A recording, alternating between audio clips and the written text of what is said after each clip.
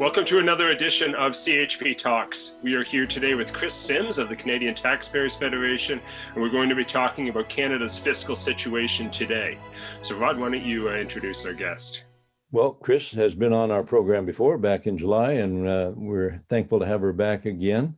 They continue to dig down for Canadians at the Canadian Taxpayer Federation. So Kris Sims is the BC Director of Canadian Taxpayers. She's a longtime journalist in Canada. She was one of the founding reporters also for Sun News Network, and she's worked in and around government for more than 40 years, and that's a long time to be in and around government. So thank you very much, Kris, for joining us today. Thank you.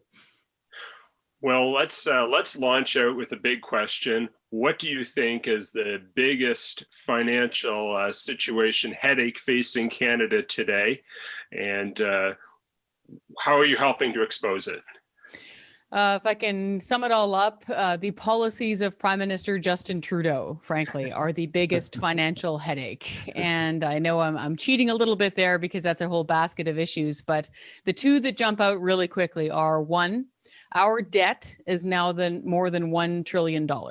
Wow. And I really encourage people to write it out with their hand with a pencil and a piece of paper. That's a 1 with 12 zeros after it. It's so big. Yeah, it's a lot, and it's daunting, isn't it? It almost like makes me feel queasy thinking about it. How are we ever going to pay that back? We don't know. Our debt clock, the one that we use at the Canadian Taxpayers Federation, and we bring it around Canada to promote the awareness of the federal debt, is too small. We don't have enough room on it. We literally have to fundraise right now to find another debt clock in order to educate people. So there's that, there's the debt. And then there is the absolute about face, I'll even call it a betrayal of the carbon tax hike. Prime Minister Justin Trudeau, before the last election, said that he had no intention of hiking the carbon tax up past $50 per ton. So did his current environment minister at the time, repeatedly to camera. And now they've announced that they're going to be jacking it up, I think it's 4 or 5 fold. Wow. So by the time they're done, to give you an example, within the next decade, it's going to cost you close to $40 extra to fill up just a minivan. That's just in the carbon tax. That's not in other taxes, and that's also not obviously with the cost of fuel. So that is a gigantic hit to everybody. We use oil and gas every single day in our life. It's the lifeblood of our economy. It keeps us warm. It gets us to and from school. It grows our food in many cases. It dries our crops as far as the farmers go. Increasing the cost of something that essential is just going to be very, very difficult for Canadian families to manage. So those two big things jump out: the federal debt and the carbon tax. Yeah. So in terms of the carbon tax, that's going to be on, people driving minivans and that, but where it hits farmers and truck drivers, do they get a break on diesel? No. They've announced no such thing. And we've also not yet heard, maybe they'll come up with it, these smart wizards in Ottawa. But as of right now, we haven't heard about any carve-outs for farmers, for example, using natural gas to dry their grain and their product. A lot of people don't realize this, but agriculture and farmers, they use natural gas to dry the product. I have personally seen bills of tens of thousands of dollars for these producers across the prairies just for the carbon tax. And that's at today's prices. We can't even fathom what's going to happen within the next 9 years. And as we all know here on the panel, 9 years goes by very fast. And we have also not heard about any carve out at all for truckers, as you point out with diesel, and diesel is carbon taxed. I'll also remind people that since natural gas is carbon taxed, propane comes from natural gas. So all of those home heating fuels that we use are all going to cost much, much more. Wow. So all of that will also come back and hit people, regular people like anyone listening who goes to the grocery store. Your produce gets there in a truck and it's grown somewhere using these fuels, right? Exactly. If you eat and stay warm and use stuff, life is going to get more expensive for you. Yeah. Wow. So is there anything so far that you've seen in the last while with, there's a lot of scary stats being thrown around. Is there anything that's sort of been overblown that you think probably is being overhyped on the financial side with regards to Canada's future, at least the next few steps? Well, I wish I could say yes, but unfortunately, no. Our debt situation is bad. It's really, really bad. And on top of that, we don't have any indicator that anybody's pulling the emergency brake on the train here. Before all of this happened, before the rainy day of COVID-19 hit our shores, we should have been making hay while the sun was shining. We should have been approving our pipelines. We should have been using our natural resources. We should have been gathering those royalties. We should have been taking those income taxes from those very high paying jobs that people have in the energy sector. We should have been putting it away for a rainy day, but they weren't. They were spending it faster than they could even make it. They were printing it faster and borrowing it faster, as fast as they possibly could. And then we were hit with a financial crisis. So we were caught as most vulnerable as we could be for no good reason. They had no justification to be spending money like they were. And now we're unfortunately seeing no indication that they're pulling in the brakes. Just to give you an example, just today, they announced, I think it was something close to $30 million. This was Minister Catherine McKenna helped make this announcement, $30 million for pop-up bike lanes and poetry. I'm serious. Like, they just made this announcement now. They're literally borrowing that money at interest with costs. And now our kids and grandkids are going to be paying for this government poetry and pop-up bike lanes. It's madness. Meanwhile, pipelines and petroleum that might have been contributing to the national wealth, national economy, and people who were depending on those things for jobs have been hit not only by this government's policies, by the policies down south where the Keystone was canceled. So at the same time, we're adding nearly $1 billion a day to our national debt when we're cutting off the ability to repay that money. So where do you see that going? Nowhere good right now, unless they reverse course. And we always hold out hope. People can have a change of heart. They can have a change of mind.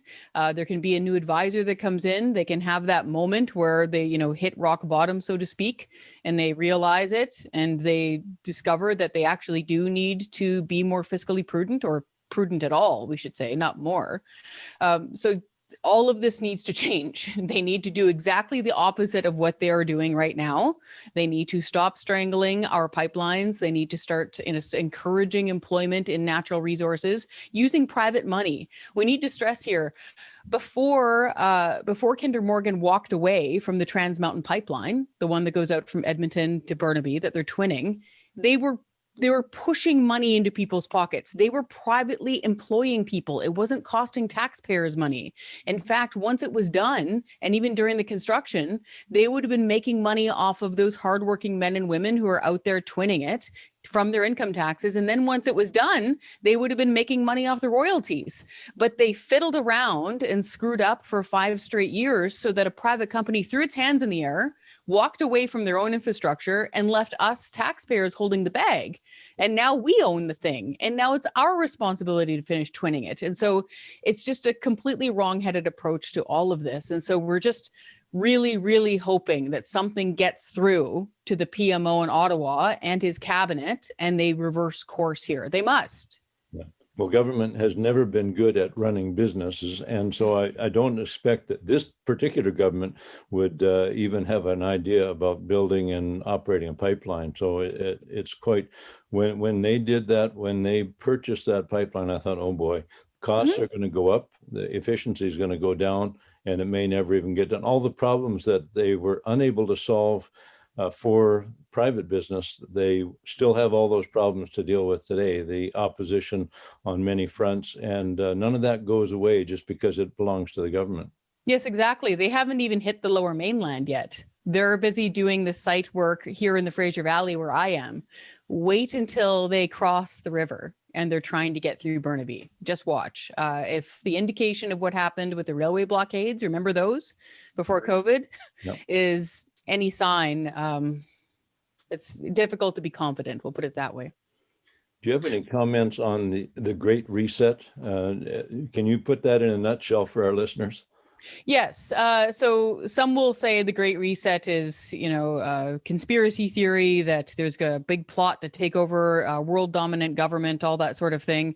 I can say from working on Parliament Hill, the government's not really good at much. The idea of actually being able to keep this all one great big secret and control everything, I can't quite see that happening. However, the Great Reset as a concept and an agenda and a statement of facts and a list of ideals from this group on the left is real. You can look it up. There's podcasts based on it. His Royal Highness, the Prince of Wales, Prince Charles, has been a guest on that podcast. What I would describe it as is a set of ideals and plans set forth by various groups, actors, and parties on the left. It's very similar. I would describe it as the Green New Deal in the United States, or the LEAP manifesto that was proposed here in Canada. So, things like, cracking down on the use of oil and gas, really extreme levels of what they view as environmental protection, universal basic income, schemes like that, the sorts of bread and butter of the left-hand side of the spectrum. Those are all being pushed, and some world leaders are signing up for it where others are not. And so I'd be curious to see now what happens with US President Joe Biden, if he is a complete, believer in this idea of the Great Reset or not. And the reason why they're calling it the Great Reset is because it goes either back to what you would describe as either a canny or a cynical viewpoint of never let a crisis go to waste, is the thinking there. And right now, with everything that's happened economically speaking, because of the COVID-19 pandemic and the mess it's caused, they see this as an opportunity to rebuild the world and the economy in their own ideal. Our issue at the Canadian Taxpayers Federation is that, again, government isn't very good at doing things, period. Like, they can't even quite figure out how to pay their employees properly. They still haven't figured out the software program problems with Phoenix. The idea of them somehow controlling our means of production and food and how we're paid just makes you shudder. And so that is, to us, what the Great Reset is. It is actually like a set group of goals and ideals that some people sign on to and others don't. Definitely something to keep an eye on. And it's something that they were generally talking about before the opportunity came, and it seems to be that they're using, as you say, the crisis as an opportunity to accelerate and maybe even, or at least accelerate their goals. Yes, exactly. You can rush into a vacuum, right? Both policy wise, when people are, really in tough straits. A lot of people have lost their jobs. A lot of people have had their salaries slashed over the last year. They don't know if their industries are ever going to come back. I've got a friend of mine in Brooks in Alberta. She was, before COVID, running a hotel. She was a manager there. And her husband waited for months and months and months as an energy worker to get on with Keystone. So I don't know what they're going to do. So the idea of being able to reach for a solution, I've got nothing but empathy for that. But the problem is it won't work, and it will wind up putting us all into more debt, because the policies we just talked about strangling your natural resources, jacking up carbon taxes, all that stuff, that's it on a global scale. And we shouldn't go that route. The last time we had you on, we learned that you've been a taxpayer since you were 12 years old, and you're kind of unusual in that category. But I think if Trudeau, he may be thinking that all young people will become taxpayers, maybe at 10 or 8, because how else is he going to pay this off? But it is going to fall on our children and grandchildren to try to deal with this huge debt hole that he has created. The way I try to visualize it for people, because I know, debt's hard to talk about. It makes you depressed and anxious. It's difficult. And it's also hard to conceive of $1 trillion. You can't quite picture that. So I try to encourage people to just imagine you get 5 new credit cards in the mail, but you've put them all in your kids' and future grandkids' names, and you're busy running around maxing them all out. That's exactly what this government is doing right now. Yep. Well, that's not exactly the most rosy picture. Sorry. But it's a great conversation starter. I think it's a good, it's a good touchstone, a very practical example that maybe you, the listener, can use when you're chatting next time and someone is talking about how great it is that the government is doing this or trying to improve something. Just give them the credit card analogy, and it's your name on it as the taxpayer. Exactly. So we want to encourage our listeners to visit the Taxpayers Federation website. That's taxpayer.com. Is that correct, Kris? You betcha. And what's good about the site too is we have a toolkit of how to write a firm letter, how to make that phone call, how to be a real activist for good change as a taxpayer. And you often have petitions and things up there as well. So check back from time to time and see if you can take action on those. They're usually pretty easy to do. And I know we're almost at our time here. Any final thoughts? I just want to encourage people, no matter who you vote for, we all need accountability. And nobody will prosper when we have this kind of debt and this kind of spending behavior, and when we're trying to strangle our natural resources. Nobody benefits, ever. Especially ourselves, our grandkids, all those folks. So please take action, sign those petitions, write that letter, contact not just your federal MP, contact your local MLA, because those folks talk. And we need our premier of our province to put more pressure on the federal prime minister to pull his socks up and do better here. Amen. He's got lots of socks, so he could show them off by pulling them up, right? You bet. Wonderful. Well, thank you very much, Kris, for joining us today. We appreciate the good work you and all your colleagues do at Canadian Taxpayers Federation. Keep up the good work, and we look forward to speaking with you again. Thank you. Thank you all for listening today, and we hope that you'll join us next week for another edition of CHP Talks.